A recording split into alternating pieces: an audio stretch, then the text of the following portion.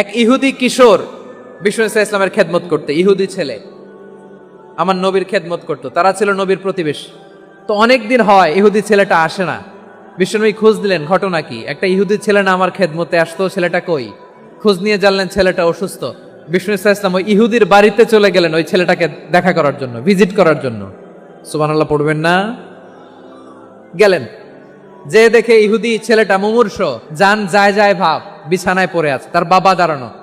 বিশ্বনবী তার মাথার পাশে বসলেন, মাথায় হাত বুলিয়ে দিলেন, আর ছেলেটাকে বললেন, আসলিম, হে ইহুদি ছেলে, আসলিম, ইসলাম ধর্ম গ্রহণ করো। তো ছোট্ট ছেলে ভাবে আমরা ইহুদি, এখন ইসলাম ধর্ম গ্রহণ করলে আব্বা যদি বকা দেয়। ফানাযারা ইলা ওয়াজহি আবি, ছেলেটা তার বাবার চেহারার দিকে তাকালো, দেখে আব্বা কি কয়। আব্বা যদি বলে তাইলে ইসলাম ধর্ম গ্রহণ করব। ইহুদি ছেলেটা তার বাবার দিকে যখন তাকালো, ওর বাবা বলে, আতি আবুল কাসিম, আবুল কাসিম যা বলে তাই করো। আবুল কাসিম হচ্ছে বিষ্ণু ইসলামের একটা কুনিয়াত, উপনাম। আমার রাসূলের বড় ছেলের নাম ছিল কাসেম। যেমন দেখবেন আমাদের এলাকায় কারো বড় ছেলের নাম যদি হয় আব্দুল্লাহ, এরা আব্দুল্লাহর বাপ বলে ডাকে। কারো বড় মেয়ের নাম যদি হয় ফাতেমা, এরা কি ডাকে? ফাতেমার বাপ বলে না? তো বিষ্ণু ইসলামের বড় ছেলের নাম ছিল কাসেম। ইহুদি বাবা বলল, আতি আবুল কাসেম, আবুল কাসেম যা বলে তাই শোনো, মানে মোহাম্মদ যা বলে তাই শোনো। এই কথা শুনে ছেলে সাহস পাইছে, ছেলে আবার পড়তে আরম্ভ করলো, আশহাদু আল্লাহ ইলাহা ইল্লাল্লাহ ও আশহাদু আন্না মুহাম্মাদার রাসূলুল্লাহ, পড়েন আল্লাহু আকবার।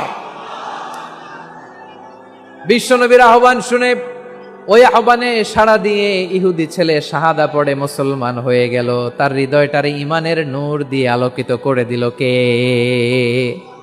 এবার রাসূল সাল্লাল্লাহু আলাইহি ওয়াসাল্লাম বের হয়ে আসলেন ঘর থেকে, আর পড়লেন, আলহামদুলিল্লাহিল্লাযী আনকাযাহু মিনান নার, প্রশংসা সে আল্লাহর, যে আল্লাহ জাহান্নামে চলে যাচ্ছিল প্রায় এমন একটা লোককে মুহূর্তের মধ্যে কালেমায়ে শাহাদাতের বদৌলতে জান্নাতি বানায় দিলেন। আওয়াজ করে পড়েন সুবহানাল্লাহ।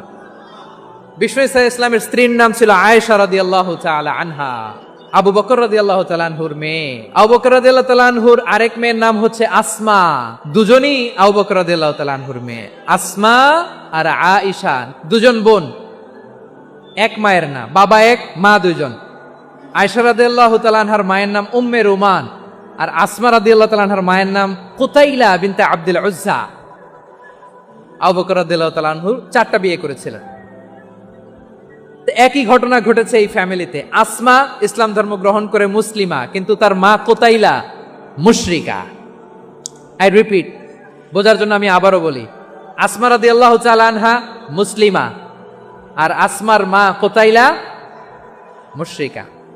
তার মানে মেয়ে মুসলিম, মা অমুসলিম, ভেজাল আছে না নাই? কিন্তু কোতাইলা আর ধৈর্য ধারণ করতে পারে না। নার ছেড়া ধন, কলিজার টুকরা ধন, কলিজার টুকরা সন্তান আসমারে দেখতে বড্ড মন চায়। সাইয়েদনা আসমা রাদিয়াল্লাহু তাআলা আনহা মক্কা থেকে হিজরত করে মদিনায় চলে গেলেন হুদাইবিয়ার পর। যখন মক্কা মদিনার ট্রাফিক স্বাভাবিক হলো, মক্কার লোক মদিনায় যায়, মদিনার লোক মক্কায় আসে। কোচাইলা কলিজার টুকরা সন্তান আসমারে দেখার জন্য কিছু উপহার নিয়ে বিশাল মরুপথ পাড়ি দিয়ে মক্কা থেকে মদিনায় যায়। সুবহানাল্লাহ বলেন। এখন মা আসছে মেয়ের সাথে দেখা করতে, মেয়ে তো আর দেখা দেয় না। মেয়ে ভাবছে আমার মা তো মুশরিকা, অপবিত্রা, তার সাথে কি দেখা দেয়া যাবে? বিশ্বনবীর দরবারে চলে গেলেন। সুবহানাল্লাহ বলেন। কি সৌভাগ্যবান ছিল তারা, মাসলা জানার দরকার হলেই নবীর দরবারে চলে যেত। ঘরে বউয়ের সাথে ঝগড়া হলে নবীর দরবারে চলে যেত। অনেক সাহাবী বলে, আমার পেটে ক্ষুধা লাগলো আমি নবীর কাছে চলে যেতাম, কারণ নবীর চেহারার দিকে তাকালেই আমার পেটের ক্ষুধা মিটে যেত। সাইয়েদনা আসমা রাদিয়াল্লাহু তাআলা আনহা বিশ্বনবীর কাছে চলে গেলেন, যে বললেন, ইয়া রাসূলুল্লাহ, ইয়া হাবিবাল্লাহ, ইন্না উম্মি কাদিমাতুন ইলাইয়া ওয়া হিয়া রাগিবা। আমার মা মক্কা থেকে অনেক দূর মরুর পথ পাড়ি দিয়ে উপহার সামগ্রী নিয়ে মদিনায় আমার সাথে দেখা করতে এসেছে গো নবী। আমার জানতে বড্ড ইচ্ছে হয় আমি আমার মুশরিকা মায়ের সাথে একটু দেখা করতে পারবো কিনা। আফা আসিলুহা, আগে যেমনি আমি আমার মায়ের সাথে ভালো আচরণ করতাম, যেমনি আমি আমার মায়ের সাথে সদাচরণ করতাম গো নবী, এখন আমি মুসলিমা, মা মুশরিকা, এখনো কি আগের মতো সদাচরণ করতে পারবো নাকি?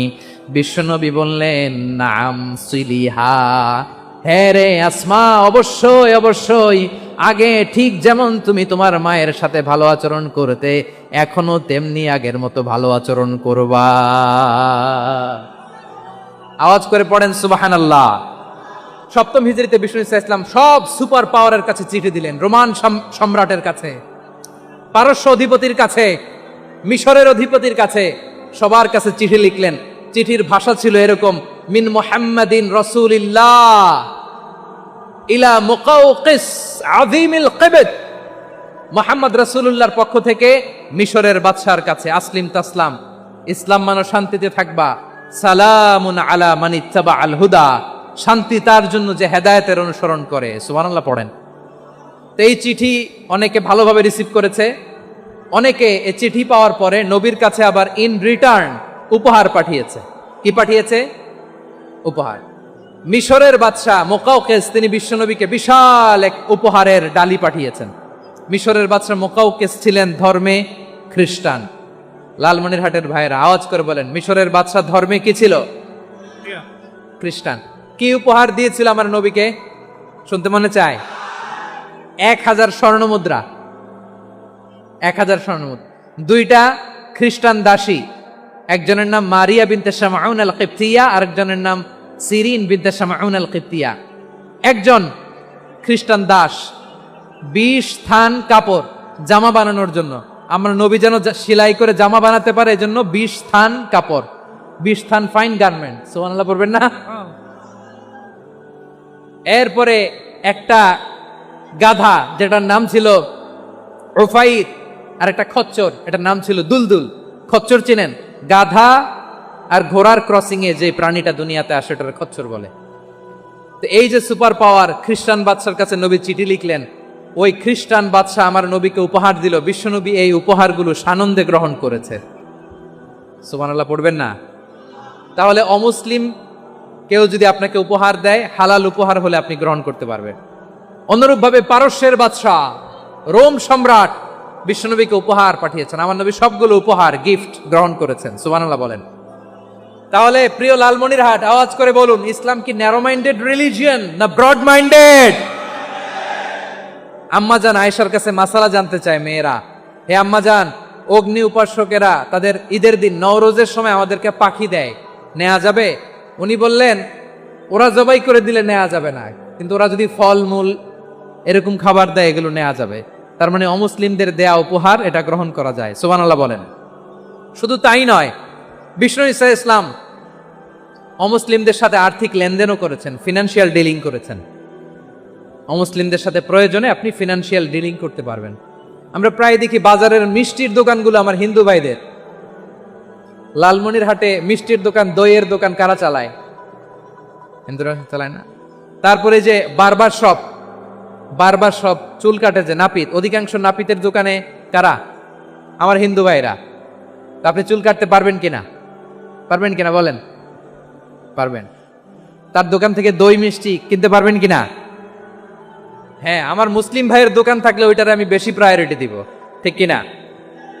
কিন্তু যদি তাদের সার্ভিস নিতে চান, প্রোডাক্ট নিতে চান, পারবেন। তার দলিল সহিহ বুখারী, আম্মা জান আয়েশা রাদিয়াল্লাহু তাআলা আনহা বলেন, ইশতারা রাসূলুল্লাহ সাল্লাল্লাহু আলাইহি ওয়াসাল্লাম মিন ইয়াহুদিন তুআমান ওয়া রাহানাহু দিরআহু মিন হাদিদ। রাসূল সাল্লাল্লাহু আলাইহি ওয়াসাল্লাম এক ইহুদির কাছ থেকে, কার কাছ থেকে? আমার নবী, পেয়ারা নবী এক ইহুদির কাছ থেকে জব কিনেছিল, জব, বার্লি, যেটা দিয়ে রুটি বানায়। ওই জবের দাম দেওয়া টাকা পয়সা নবীর কাছে ছিল না, ফলে নবী ওনার একটা পোশাককে মর্গেজ রেখেছিলেন, মর্গেজ, বন্ধক, যে এখন এটার দাম দিতে পারবো না, কয়েক কেজি বার্লি নিয়ে যাই আর বন্ধক হিসেবে আমার জামাটা রেখে গেলাম, যেদিন দাম দিব ওই দিন জামাটা ছুটায় নিয়ে যাব। বাকিতে নিছিলেন, বাকিতে। দিরআহু মিন হাদিদ, লোহার তৈরি বর্ম, মানে যুদ্ধের পোশাক, লোহা দিয়ে বানানো। বিশ্বনবী বললেন, কয়েক কেজি জব দাও, টাকাটা পরে দিব, এখন টাকা নাই, বন্ধক হিসেবে, মর্গেজ হিসেবে আমার জামা রেখে গেলাম, যখন টাকা দিব জামা ছুটায় নিব। আওয়াজ করে বলতে হবে সুবহানাল্লাহ। এ থেকে বোঝা গেল অমুসলিমদের সাথে ফিনান্সিয়াল ডিলিং করা যায়, অর্থনৈতিক লেনদেন করা যায়, কেনাবেচা করা যায়, প্রোডাক্ট কেনা যায়। এমনকি আমাদের মসজিদে নববীতে বারান্দায় আপনারা একটা অটোমেটিক ফ্লাইং আমব্রেলা দেখছেন?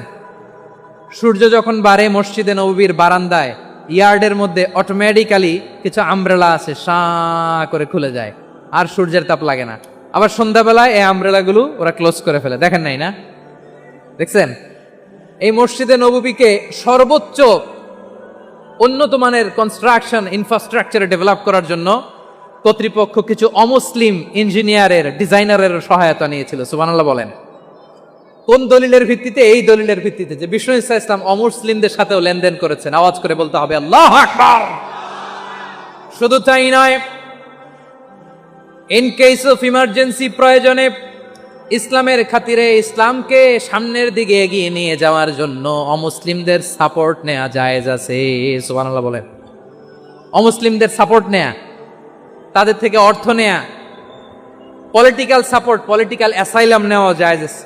খুলনাতে সর্বশেষ যে আমি প্রোগ্রাম করে গেলাম, সেখানে কয়েকশো হিন্দু ভাই আসছে আমাদের আলোচনা শুনতে। আলহামদুলিল্লাহ। অনেক বৌদ্ধরা আসে, অনেক খ্রিস্টানরা আসে। এবার সফরেও অনেক হিন্দু ভাইরা আমার সাথে দেখা করেছে। তারা বলেছে, হুজুর আমরা আপনার আলোচনা শুনি। আলহামদুলিল্লাহ বলেন। So it's our responsibility to present our religion to our non-Muslim brothers and sisters. আদতে বাংলাদেশের ইতিহাস বলে আমাদের দেশে কোনো দাঙ্গা নাই। আছে? লালমনিরহাটের ভাইয়ের আওয়াজ করে বলেন, আমাদের দেশে হিন্দু মুসলিম দাঙ্গা আছে? আমরা ভাই ভাই। আওয়াজ করে বলুন তো, আমরা কি ভাই ভাই? কিন্তু কিছু দুষ্ট লোক আছে, তারা আমাদের সম্পর্কের মধ্যে ফাটল ধরাতে চায়, ঠিক কিনা বলেন? মাঝে মাঝে ঝগড়া লাগাতে চায়। দেখবেন পত্রপত্রিকায় দেখা যায় বিভিন্ন ধর্মীয় উপাসনালয়গুলোতে হামলা চালানো হয়। এগুলো রাজনৈতিক উদ্দেশ্য প্রণোদিত, এগুলোর সাথে ইসলামের কোনো সম্পর্ক নাই। এজন্য এই দুর্বৃত্তদের ব্যাপারে আমাদের সাবধান থাকতে হবে। আমরা সবসময় যেমনি ঐক্যবদ্ধ, ইউনাইটেড, আমরা যদি এরকম ইউনাইটেড থাকি, এই সমস্ত দুর্বৃত্তদের কালো হাত ভেঙে দিতে আমাদের 1 ঘন্টাও লাগবে না। চিল্লায় বলো ঠিক কিনা? আমরা সংঘবদ্ধ থাকবো। এই যে আমাদের পিসফুল কোএক্সিস্টেন্স, শান্তিপূর্ণ সহাবস্থান। হিন্দুরা পূজা করে, যেদিন হিন্দুদের পূজা অনুষ্ঠান আমরা ওই দিন তাফসির মাহফিল করি না, ঠিক কিনা বলেন? যেদিন আমাদের তাফসিরুল কোরআনের প্রোগ্রাম, ওই দিন আমাদের হিন্দু ভাইরা ডিস্টার্ব করে না। সুবহানাল্লাহ। হিন্দুদের পূজা অনুষ্ঠানে মাদ্রাসার ছাত্র যে পাহারা দেয়, গোটা বিশ্বে এরকম দৃষ্টান্ত নজির বিরল, ঠিক কিনা বলেন? আইন শৃঙ্খলা বাহিনীর পাশাপাশি মাদ্রাসার ছাত্ররা যে সেখানে পাহারা দেয়, গোটা পৃথিবীতে এই দৃষ্টান্ত আপনি পাবেন। মাদ্রাসার ছাত্ররা, তারা তো কোরআনের ধারক, তারা হাদিসের ধারক, তারা কেন মন্দির পাহারা দিবে? এই সম্প্রীতিকে ধরে রাখার জন্য, এই সৌহার্দ্যকে ধরে রাখার জন্য, আমাদের পারস্পরিক ভালোবাসাকে অটুট রাখার জন্য। আওয়াজ করে বলতে হবে ঠিক কিনা? এখন বলেন, আমাদের এই ভালোবাসা অটুট থাক আমরা চাই কি চাই না? আমরা হিন্দু মুসলিম মিলেমিশে শান্তিপূর্ণ সহাবস্থান, সাম্প্রদায়িক সম্প্রীতি। লালমনিরহাটের ভাইয়ের আওয়াজ করে বলুন, এই সাম্প্রদায়িক সম্প্রীতি আমরা চাই কি চাই না? আল্লাহ এই দেশকে তুমি বরকতময় করো, বাংলাদেশকে তুমি শান্তিময় করো। আওয়াজ করে সবাই বলেন আমিন। এই জায়গাটাতে সামান্য একটু আওয়াজ হচ্ছিল, এটাও থেমে গেছে। আলহামদুলিল্লাহ, আলহামদুলিল্লাহ। এখন একেবারে everything is in my control. মাশাআল্লাহ। ঠিক আছে, আমি মূল আলোচনায় যাই। প্রিয় ভাইরা, আমি বলেছিলাম আমার আলোচনার বিষয় হচ্ছে শান্তিপূর্ণ সহাবস্থান, সাম্প্রদায়িক সম্প্রীতি। আমরা দেখব ইসলাম আমাদেরকে কি কি দিক নির্দেশনা দেয়। আমি আপনাদের খেদমতে সূরাতুল আনআমের 108 নম্বর আয়াত তেলাওয়াত করেছি। এখানে আল্লাহ রাব্বুল ইজ্জা ওয়াল জালাল তিনি ইরশাদ করছেন, ওয়ালা তাসুব্বুল্লাযীনা ইয়াদউনা মিন দুনিল্লাহি ফায়াসুব্বুল্লাহা আদওয়াম বিগাইরি ইলম কাযালিকা যায়্যান্না লিকুল্লি উম্মাতিন আমালাহুম সুম্মা ইলা রাব্বিহিম মারজিউহুম ফায়ুনাব্বিউহুম বিমা কানু ইয়ামালুন। রব্বুল আলামিন বলেন, গোলাম ও আমার ইমানদার বান্দারা শোনো শোনো, ও আমার বিশ্বাসী বান্দারা শোনো শোনো, লা তাসুব্বুল্লাযীনা ইয়াদউনা মিন দুনিল্লাহ ফায়াসুব্বুল্লাহা আদওয়াম বিগাইরি ইলম। ও আমার বিশ্বাসী বান্দারা, যারা আল্লাহকে ব্যতি রেখে, আল্লাহকে বাদ দিয়ে অন্য উপাস্যকে ডাকে, দেবীর পূজা করে, দেবতাদের পূজা করে, তোমরা খবরদার তাদের গালি দিও না। আওয়াজ করে বলেন, কি দিও না? আল্লাহ বলেন, ও বিশ্বাসীরা শোনো, যারা আল্লাহকে বেছে রেখে দেবীর পূজা করে, অন্য উপাস্যের পূজা করে, তাদেরকে ডাকে, ওই দেবতাদেরকে তোমরা গালি দিও না। যদি ওই দেবতাদেরকে গালি দাও, তাহলে ভুলবশত, শত্রুতাবশত তারা তোমাদের রব আল্লাহকে গালি দেবে। ঠিক কিনা? তোমরা যদি তাদের দেবতাদের গালি দাও, ওরা রেগে তোমার আল্লাহরে গালি দিবে, তাহলে আল্লাহরে গালি খাওয়ানোর কারণ হয়ে গেলাম আমি। ঠিক কিনা বলেন? রব্বুল আলামিন বলেন, খবরদার বিশ্বাসীরা, আল্লাহ ছাড়া যারা অন্যান্য উপাস্যদেরকে ডাকে, দেবতাদেরকে ডাকে, তাদেরকে তোমরা গালি দিও না। ওই সমস্ত দেবতাদেরকে যদি তোমরা গালি দাও, তাহলে তারা আল্লাহকে গালি দিবে। ঠিক কিনা বলেন? আমরা দেবতাদের গালি দিলে ওরা আল্লাহকে গালি দিবে। রব্বুল আলামিন বলেন, খবরদার দেবতাদেরকে গালি দিও না, তাহলে ওরা তোমার রব আল্লাহরে গালি দেবে। প্রতিটি জাতির জন্য তাদের কাজকে আমি আল্লাহ সুশোভিত করে রেখেছি, তারা সবাই একদিন আমার কাছেই ফিরে আসবে। এরপর আমি রব্বুল আলামিন তাদের আমলনামা তাদেরকে জানিয়ে দেব। সুবহানাল্লাহ পড়ে। অন্য ধর্মের দেবতাদেরকে যে গালি দেয়া যাবে না, এই আদেশটা কার? আরো জোরে বলুন, কার? গালি দিবেন কোন দেবতাকে? দিবেন? যদি দেন, তাহলে ওরা আল্লাহরে গালি দিবে। তাহলে আল্লাহরে গালি খাওয়াইলো কে? আপনি। ঠিক কিনা বলেন? আমি আল্লাহকে গালি খাওয়ানোর কারণ হলাম, কারণ আমি যদি গালি না দিতাম, ওরা আমার রবকে গালি দিত না। আওয়াজ করে বলেন, ঠিক কিনা? তাহলে প্রিয় ভাইয়েরা, ইসলাম আমাদেরকে শিখায়, সূরাতুল আনআমের 108 নম্বর আয়াত থেকে আমরা বুঝলাম, কোন ধর্মকে ছোট করা যাবে না। অন্য ধর্মকে ছোট করা মানে ইসলামকে ছোট করা। অন্য ধর্মের দেবতাকে গালি দেওয়া মানে আল্লাহকে গালি খাওয়ানো। আওয়াজ করে বলেন, ঠিক কিনা? খবরদার, এটা করা যাবে না। আর অন্য ধর্মের দেবতাকে যদি আপনি গালি দেন, ওরা ইসলাম থেকে দূরে সরে যাবে। যাও ইসলামের প্রতি আকৃষ্ট হয়েছিল, আর কোনোদিন ইসলামের ধারে কাছে আসবে না। আওয়াজ করে বলেন, ঠিক কিনা? এজন্য কখনো কোনোদিন অন্য ধর্মের দেবতাদেরকে গালি দেয়া যাবে না। অন্য ধর্মের কোনো দেবতাদেরকে আমরা গালি দিব না, গালি দিব না, বরং ইসলামের beauty, the beauty of Islam, ইসলামের সৌন্দর্যকে আমরা তুলে ধরব। আমরা যদি বিশ্বনবী সাল্লাল্লাহু আলাইহি ওয়াসাল্লামের জীবনের দিকে তাকাই, তাহলে আমি দেখব বিষ্ণু ইসলাম মক্কাতে কিংবা মদিনাতে অন্য ধর্মের লোকদের সাথে খুব পিসফুলি লাইফ লিড করেছেন। হোক মুশরিক, হোক খ্রিস্টান, হোক ইহুদি, বিশ্বনবী সবার সাথে মিলেমিশে ছিলেন। আলহামদুলিল্লাহ বলেন। ইসলাম হচ্ছে পিসফুল রিলিজিয়ান। অন্য ধর্মের প্রতি সহনশীলতার সবক ইসলাম আমাদেরকে দেয়। কিন্তু প্রতিটি মুসলিমের এটা মনে রাখতে হবে, আল্লাহর কাছে পছন্দনীয়, গ্রহণযোগ্য ধর্ম, জীবনাদর্শ একটি, সেটা হচ্ছে ইসলাম। আওয়াজ করে বলেন, সেটা কি? লালমনিরহাটের ভাইয়েরা আওয়াজ করে বলুন, আল্লাহর কাছে মনোনীত ধর্ম একটি, সেটা কি? এজন্য রব্বুল আলামিন বলেন, ইন্নাদ-দীনা ইনদাল্লাহিল ইসলাম, আল্লাহর কাছে মনোনীত, গ্রহণযোগ্য, অ্যাকসেপ্টেড ধর্ম মতাদর্শ একটা, সেটা হলো ইসলাম। ইসলাম ছাড়া অন্য কোনো ধর্ম যদি কেউ তালাশ করে, তার ওই ধর্ম আল্লাহ গ্রহণ করবে না। ওমাই ইয়াবতাগি গায়রাল ইসলামি দীনান ফালাই ইউকবালা মিন ওয়া হুয়া ফিল আখিরাতি মিনাল খাসিরিন।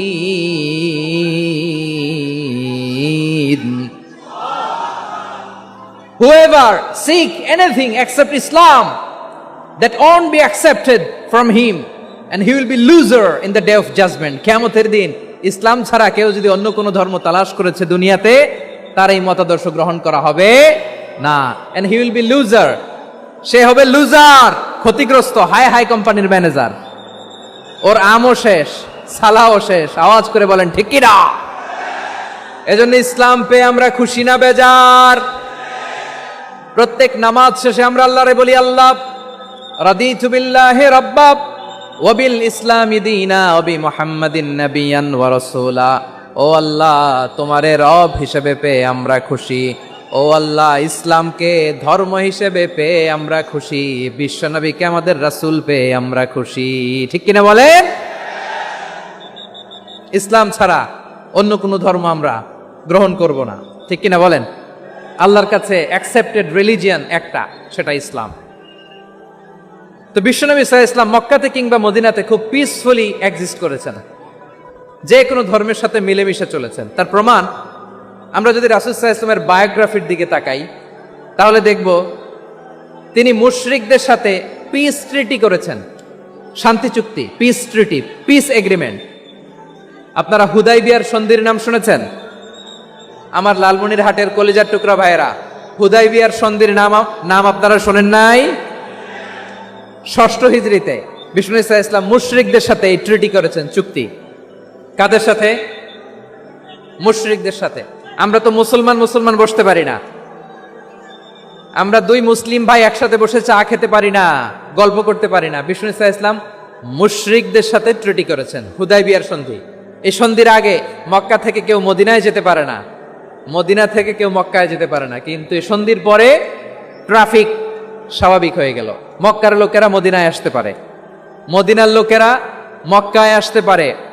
এটাকে বলে সুলহে Hudaibiya, the peace agreement of Hudaibiya, শান্তি চুক্তি। আমরা পৃথিবীতে এখন অনেক শান্তি চুক্তির নাম শুনি, এগুলো সব the piece treaty of Hudaibiya থেকে কপি করা। আল্লাহু আকবার। তাহলে বিশ্বনবী সাল্লাল্লাহু আলাইহি সাল্লাম তিনি যে শান্তিপূর্ণ সহাবস্থানে বিশ্বাসী ছিলেন,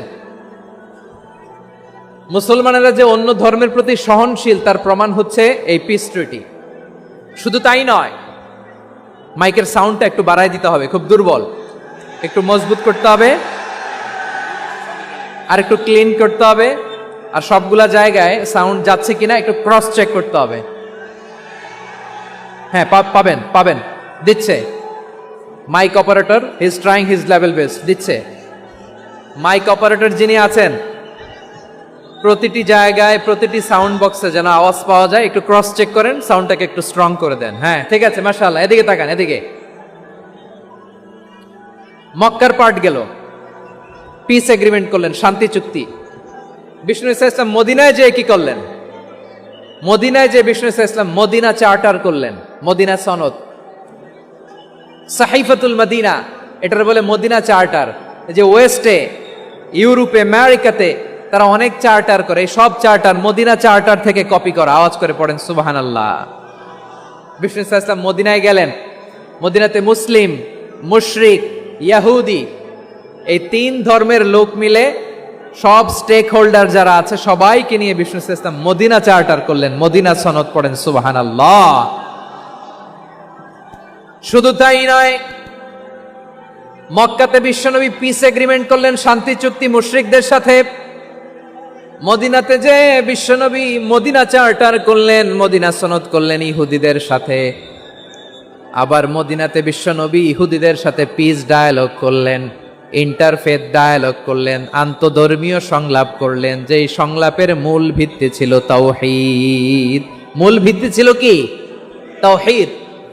বিশ্বনবী ইহুদিদেরকে ডাকলেন, আহ্বান করলেন, কুল ইয়া আহলাল কিতাবি তাআলাউ ইলা কালিমাতিন সাওয়াইন বাইনানা ওয়া বাইনাকুম আল্লা না'বুদা ইল্লাল্লাহ ওয়া লা নুশরিকা বিহি শাইআন ওয়া লা ইয়াত্তাখিযা বা'দুনা বা'দান আরবাবাম মিন দুনিল্লাহ فإن تولوا فقولوا اشهدوا بأننا مسلمون। সুবহানাল্লাহ পড়েন।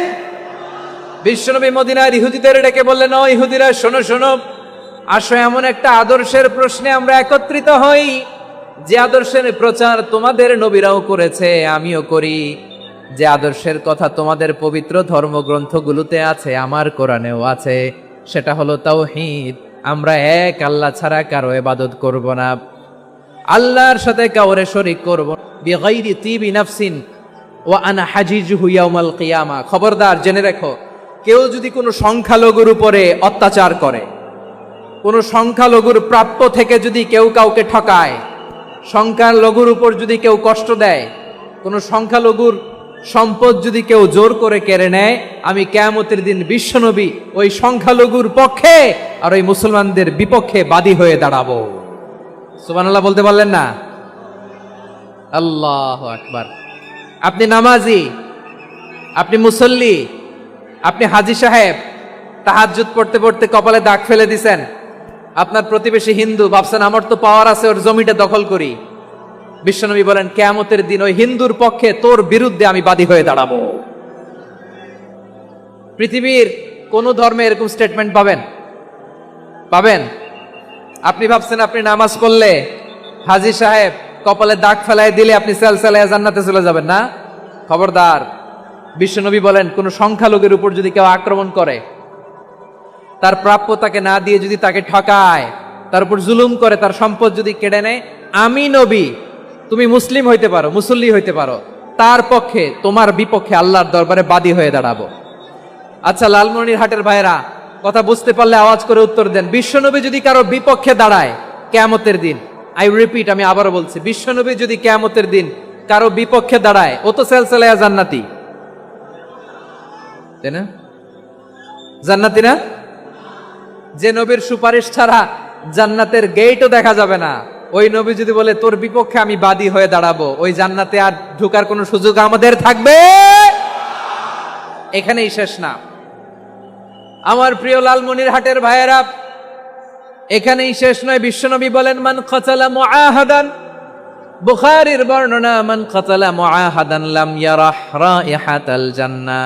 কেউ যদি, কোন মুসলিম যদি অন্যায়ভাবে কোনো সংখ্যালঘুকে হত্যা করে, কোনো হিন্দুকে হত্যা করে, কোনো বৌদ্ধরে হত্যা করে, অন্যায়ভাবে কোনো মুসলিম যদি কোনো সংখ্যালঘুরে হত্যা করে, জান্নাতে যাওয়া তো দূরের কথা, ওই মুসলিম জান্নাতের ঘ্রাণও পাবে না। সেই বুখারীর বর্ণনা, মান কাতালা মুআহাদান লাম ইয়ারাহ রাইহাতাল জান্নাহ ওয়া ইন্না রিহাহা লা ইউজাদু মিন মাসিরাতি 40 আমা। যে জান্নাতের ঘ্রাণ 40 বছর দূরের রাস্তা থেকেই পাওয়া যায়। সুবহানাল্লাহ পড়েন। প্রিয় ভাইরা, এখান থেকে জান্নাতে পৌঁছতে লাগবে 40 বছর। এত দূর, কত বছর? সবাই বলেন কত বছর? এখান থেকে জান্নাতে পৌঁছতে লাগবে 40 বছর। এত দূরে থাকতেই জান্নাতের ঘ্রাণ আপনার নাকে এসে ধাক্কা মারবে। বিশ্বনবী বলেন যে ব্যক্তি কোন সংখ্যালঘুকে হত্যা করে, জান্নাতের ঘ্রাণ তো পাবেই, জান্নাতে তো ঢুকতে পারবেই না, জান্নাতের ঘ্রাণও তার নাকে লাগবে না। পড়েন নাউযুবিল্লাহ। তাহলে সংখ্যালঘুদের ব্যাপারে ইসলামে অধিকার দেয়া আছে না নাই? লালমনিরহাটের ভাইয়ের আওয়াজ করে বলেন, আমার সংখ্যালঘু হিন্দু ভাইদের রাইটস, অধিকার আমাদের ইসলামে প্রোটেক্টেড আছে না নাই? এখানেই শেষ না। বিষ্ণু ইসলাম আপনার অমুসলিম প্রতিবেশীর সাথে ভালো আচরণ করতে বলেছে।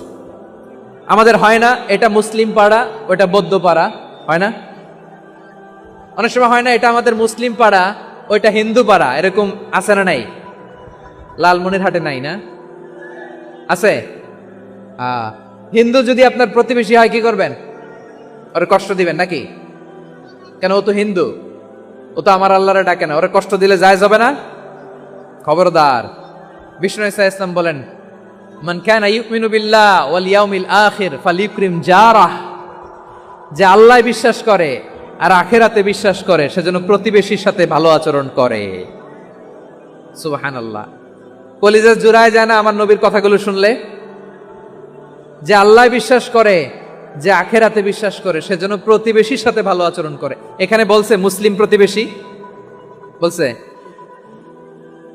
নামাজি প্রতিবেশী, বলছে আল্লাহওয়ালা প্রতিবেশী, বলছে না। প্রতিবেশী আস্তিক হোক নাস্তিক হোক, প্রতিবেশী মুমিন হোক মুশরিক হোক, প্রতিবেশী হইলেই তার সাথে ভালো আচরণের দরকার আছে না নাই? আমার প্রিয় লালমনিরহাটের ভাইয়েরা, বিষ্ণু ইসলাম ওনার ইহুদি প্রতিবেশীদের দেখাশোনা করতেন। আওয়াজ না শোনা যাক, আমারও তো দেখা যায়, আমারও তো দেখা যায়। তাকায় থাকেন, তাকায় থাকলে সওয়াব হবে। কোরআনের কথা যেখান থেকে হয় এদিকে তাকায় থাকলেই বরকত। তাকায় থাকেন। জি জি, মাইক, আমি তার মাইক ঠিক করতে আসি না এদিকে, এই মাইক ঠিক করব, ওই মাইক ঠিক করব, ওদিকে পাইলট বলবে হুজুর চলে আসেন। জি বসুন, বসুন, মাশাআল্লাহ। হ্যাঁ খুব শান্ত, ঠিক আছে। পুলিশ ভাইরা না খেয়ে দিনরাত আপনারা যাতে সুশৃঙ্খল একটা প্রোগ্রাম উপহার পান এটাই চেষ্টা করতেছে, আপনাদেরকে কষ্ট দিতে আসে নাই, একটু একটু সহযোগিতা করেন। জি মাশাআল্লাহ, হ্যাঁ ঠিক আছে। আমার প্রিয় ভাইরা, প্রতিবেশী আস্তিক হোক নাস্তিক হোক, মুসলিম হোক হিন্দু হোক, তার সাথে ভালো আচরণ করতে হবে। বিষ্ণু ঈসা ইসলাম ওনার ইহুদি প্রতিবেশীর বাসায় যেতেন। কোন প্রতিবেশী? ইহুদি। আওয়াজ করে বলেন, কোন প্রতিবেশী? ইহুদি। এক ইহুদি কিশোর বিষ্ণু ঈসা ইসলামের খেদমত করতে, ইহুদি ছেলে আমার নবীর খেদমত করতো, তারা ছিল নবীর প্রতিবেশী। তো অনেক দিন হয় ইহুদি ছেলেটা আসে না। বিষ্ণুনবী খোঁজ দিলেন, ঘটনা কি? একটা ইহুদি ছেলে না আমার খেদমতে আসতো, ছেলেটা কই? খোঁজ নিয়ে জানলেন ছেলেটা অসুস্থ। বিষ্ণু ঈসা ইসলাম ওই ইহুদির বাড়িতে চলে গেলেন ওই ছেলেটাকে দেখা করার জন্য, ভিজিট করার জন্য। সুবহানাল্লাহ পড়বেন না? গেলেন, যে দেখে ইহুদি ছেলেটা মুমূর্ষ, জান জান যায় যায় ভাব, বিছানায় পড়ে আছে, তার বাবা দাঁড়ানো। বিশ্বনবী তার মাথার পাশে বসলেন, মাথায় হাত বুলিয়ে দিলেন, আর ছেলেটাকে বললেন আসলিম, হে ইহুদি ছেলে আসলিম, ইসলাম ধর্ম গ্রহণ করো। তো ছোট্ট ছেলে ভাবে আমরা ইহুদি, এখন ইসলাম ধর্ম গ্রহণ করলে আব্বা যদি বকা দেয়, ফানাযারা ইলা ওয়াজহি আবি, ছেলেটা তার বাবার চেহারার দিকে তাকালো, দেখি আব্বা কি কয়। আব্বা যদি বলে তাইলে ইসলাম ধর্ম গ্রহণ করবে। ইহুদি ছেলেটা তার বাবার দিকে যখন তাকালো, ওর বাবা বলে আতি আবুল কাসিম, আবুল কাসিম যা বলে তাই করো। আবুল কাসিম হচ্ছে বিষ্ণু ঈসা ইসলামের একটা কুনিয়াত, উপনাম। আমার রাসূলের বড় ছেলের নাম ছিল কাসেম। যেমন দেখবেন আমাদের এলাকায় কারো ছেলের বড় ছেলের নাম যদি হয় আব্দুল্লাহ, এরা আব্দুল্লাহর বাপ বলে ডাকে। কারো বড় মেয়ের নাম যদি হয় ফাতেমা, এরা কি ডাকে? ফাতেমার বাপ বলে না? তো বিষ্ণু ঈসা ইসলামের বড় ছেলের নাম ছিল কাসেম। ইহুদি বাবা বলল আতি আবুল কাসেম, আবুল কাসেম যা বলে তাই শোনো, মানে মোহাম্মদ যা বলে তাই শোনো। এই কথা শুনে ছেলে সাহস পাইছে, ছেলে আবার পড়তে আরম্ভ করলো আশহাদু আল্লাহ ইলাহা ইল্লাল্লাহ ওয়া আশহাদু আন্না মুহাম্মাদার রাসূলুল্লাহ, পড়েন আল্লাহু আকবার। বিশ্বনবীর আহ্বান শুনে ওই আহ্বানে সাড়া দিয়ে ইহুদি ছেলে শাহাদা পড়ে মুসলমান হয়ে গেল। তার হৃদয়টারে ইমানের নূর দিয়ে আলোকিত করে দিল কে? প্রিয় ভাইরা, এবার রাসূল সাল্লাল্লাহু আলাইহি ওয়াসাল্লাম বের হয়ে আসলেন ঘর থেকে, আর বললেন আলহামদুলিল্লাহিল্লাযী আনকাযাহু মিনান নার, প্রশংসা সে আল্লাহর যে আল্লাহ জাহান্নামে চলে যাচ্ছিল প্রায় এমন একটা লোককে মুহূর্তের মধ্যে কালেমায়ে শাহাদাতের বদৌলতে জান্নাতি বানায় দিলেন। আওয়াজ করে পড়েন সুবহানাল্লাহ। এই হাদিস থেকে আমরা কি শিখলাম? What is the moral of the story? এক নম্বর স্টোরি হলো, প্রতিবেশী ইহুদি হোক হিন্দু হোক, যাবেন, সুসম্পর্ক রাখবেন, উপহার দিবেন, বিপদে পাশে দাঁড়াবেন।